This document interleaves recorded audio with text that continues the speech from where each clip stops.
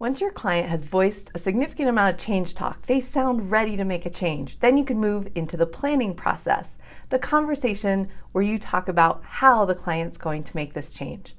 My name's Clifford. I'm a motivational interviewing trainer, one of the authors of this book, Motivational Interviewing in Nutrition and Fitness, and a nutrition and public health professor. And in today's MI tip of the day, we're talking about the planning process. Again, the 4 processes of MI: engage, focus, evoke, and plan. And once we hear a significant change talk, we know it's time to talk about how they're going to go about making that change. And that's a great way to start the planning process, to simply ask your client, what ideas do you have for how you might go about making this change? Chances are good that your client has great ideas and doesn't really need your ideas. But in other instances, your client may really be hungry for your ideas.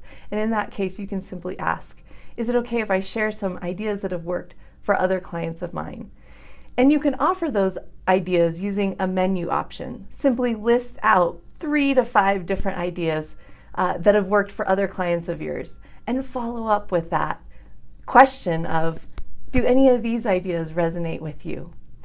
Now, hopefully, from the list you provided, your client selects a change, or maybe the client came up with a change already on their own. Now, take the time in the planning process to really help your client figure out all the pieces and nuances of this change they've selected. Ask some very specific questions like, for you, what would a successful week look like with this particular change that you've selected? How many days a week would you like to attempt this change? What time of the day will work best for you? What do you need to do in terms of planning to be successful with this change?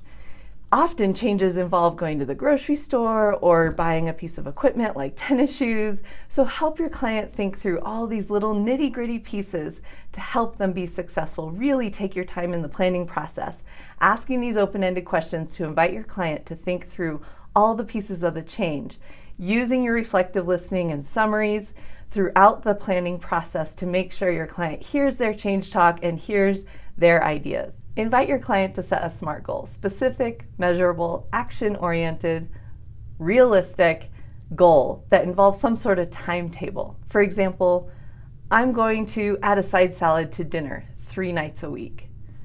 That's a SMART goal.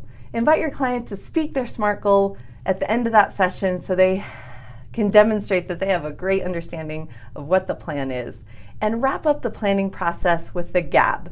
G.A.B stands for goal, assess confidence, and explore barriers. So get them to state their SMART goal, assess their confidence in their ability to follow through with their SMART goal by simply asking, how confident are you on a scale from 0 to 10 that you can achieve this goal that you've set?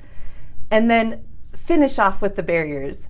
Ask if there are any barriers that might come up that might keep them from achieving this SMART goal. Thank them for their time, express appreciation to your client, and wrap up the session with a nice summary, including all their change talk, their SMART goal, and their plan for moving forward. My name's Clifford. This has been your Motivational Interviewing Tip of the Day.